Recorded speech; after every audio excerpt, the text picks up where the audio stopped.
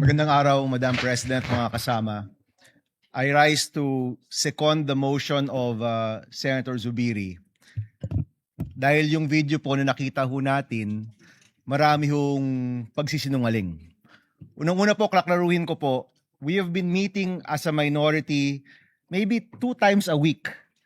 No? Baka naging 3 times pa yan.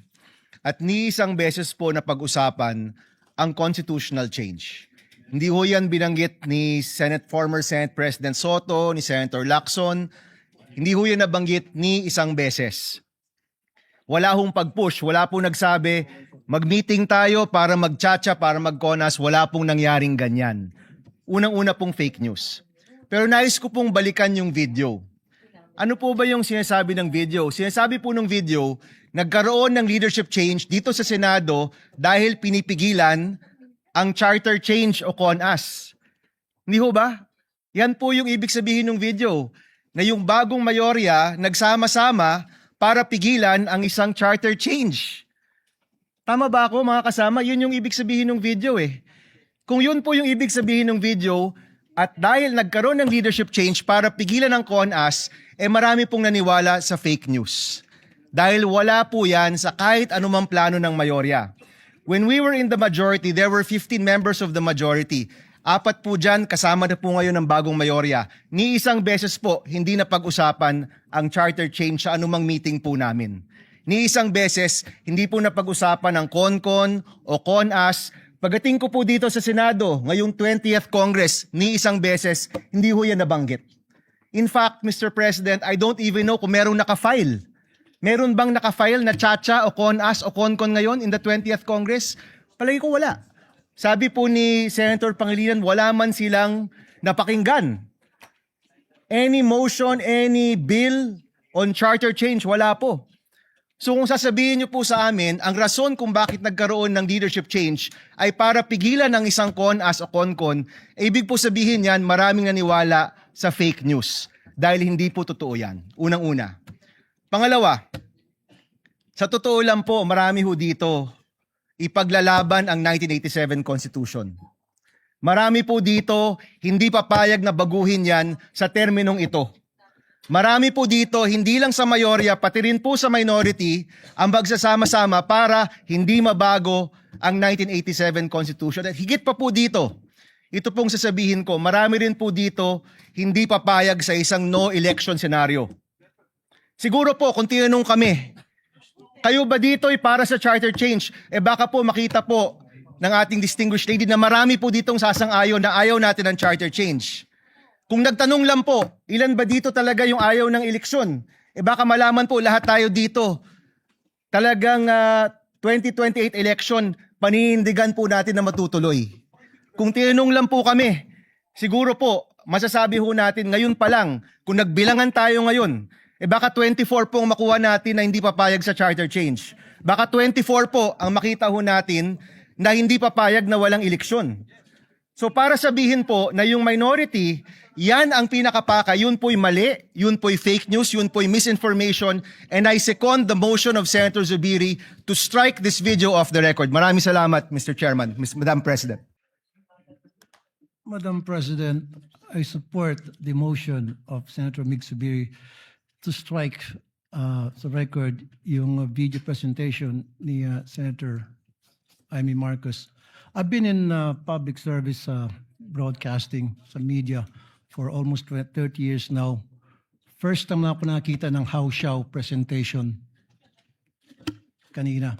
But before that, let me tell you this. Sana wag nating gamitin yung plenary para sa mga conspiracy theories natin. Sana maging totoo lang tayo. Again, babalikan natin yung sinasabi ko, experience ko sa media. 30 years na po ako sa media. Kapag ako po or anybody from the media, professional, legit, hindi yung house show, pag nag-expose, gumawa ng expose, binabakapan yan ng video related doon sa expose, hindi yung gawa-gawa, hindi yung katang-isip, hindi yung opinion. Pag naglabas ng expose ang isang tao, especially dito sa bulwagang ito, dapat related doon sa sinasabi noong senador. Just like what Senator Zubiri said, nakita niyo naman po, Madam President, every time na ako'y gagawa ng expose, every time na ako'y gagawa dito ng privilege speech, at yung privilege speech ko, binabakapang ko po ng mga sumbong, actual na mga sumbong ng mga taong lumalapit sa aking programa at dinadala ko rito para mabigyan ng solusyon ang problema inilalapit sa akin. At hindi po yung opinion lamang. Ganun po dapat tayo rito. Now, ilang beses na po tayo nagpalit ng liderato dito sa Senado. Every time nagkaroon ng palitan, ngayon lang po ako nakita na nagkakaroon ng kaguluhan. Why? What's wrong? Dapat hindi na po. Let's move on. Kasi nasasayang po yung oras natin dito, puro na lang bangayan. The people have spoken. Sinasabi nila, enough is enough. We've been like a circus for the past few days. Pinagtatawanan po tayo. I was out there last night. Pag naglalakad ako, kinakausap ko ng mga tao, ano nangyari sa Senado? Ano bang nangyari sa inyo? What's going on? Nakakaya na po. Ang panawagan ko, magtrabaho na lang po tayo. Itigil na po natin to mga kung ano ng mga nasa katang-isip natin. Let's move on because we were voted, elected by the people para magtrabaho, hindi para magbangayan. Maraming salamat, Madam President.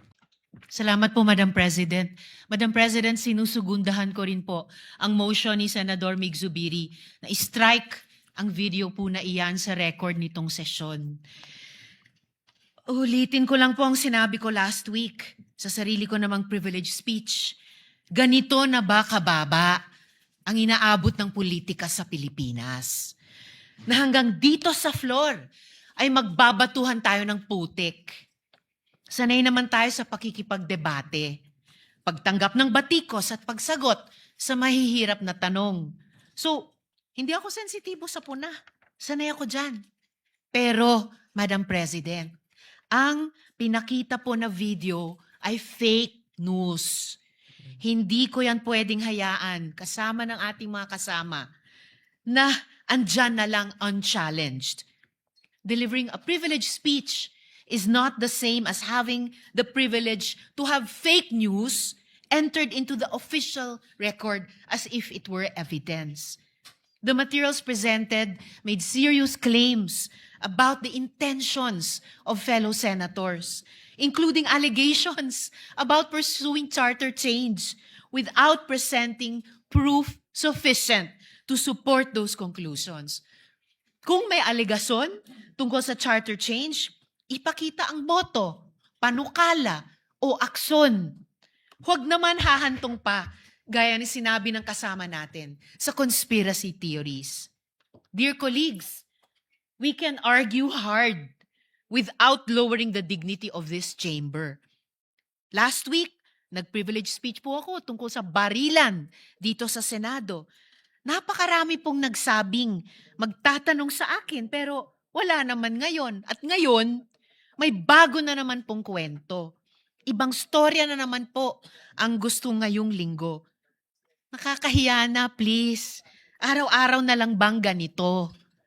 Huwag naman sanang dumating ang araw na wala na tayong mukhang maihaharap sa mga Pilipino. At for the record, gaya din ng sinabi ng maraming kasama, malinaw naman ang track record ko na mariin na pagtuto sa charter change at gaya ng sinabi ng mga kasama, wala pong pinag-usapang charter change. Muli, Madam President, for the record, sinusugundahan ko po ang motion. Salamat po, Madam President.